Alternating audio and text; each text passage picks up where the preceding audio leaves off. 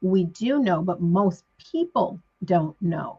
And that the processes that we use on our foods to make them easier to absorb are allowing us to have those minerals that we really, really need at that cellular level.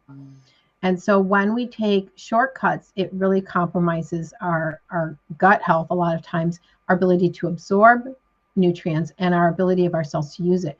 One example is sourdough bread. So I know in Eat to Live, it talks about how you should sour your bread. Somebody was like, no, it doesn't say that. I'm like, it sure does, because these are things I was very much looking for when I read it.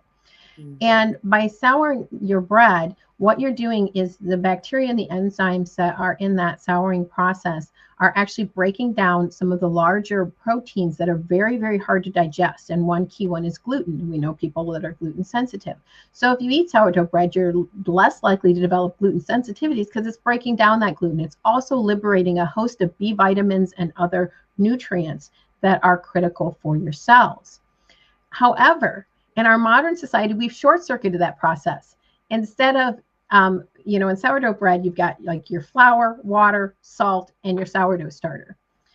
In modern bread, you've got like hair in it and like all kinds of weird stuff. I am not kidding. But they put yeast in it, but the yeast isn't breaking down the gluten. They add sugar to it. So the yeast is breaking down the sugar instead of breaking down the gluten. And they only ferment it for like 2 hours, and it's not breaking down any significant amount of gluten. So when we try to short circuit these different processes, then we get into trouble. Likewise, many times, like we eat white rice that is long grain white rice, people in the nation do, that is toasted and soaked, which reduces the phytates. It also reduces the arsenic.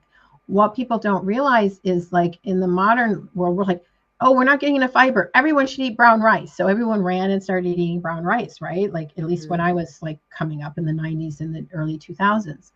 And then they realized, ooh, that hull that's brown actually contains phytates, which make it so that your body doesn't absorb minerals, and it has a high level of arsenic in it.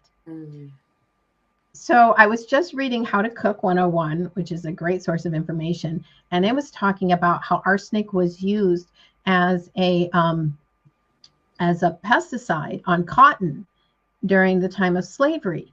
And so in the South, many of the soils are extremely high in arsenic. So in Louisiana, it's probably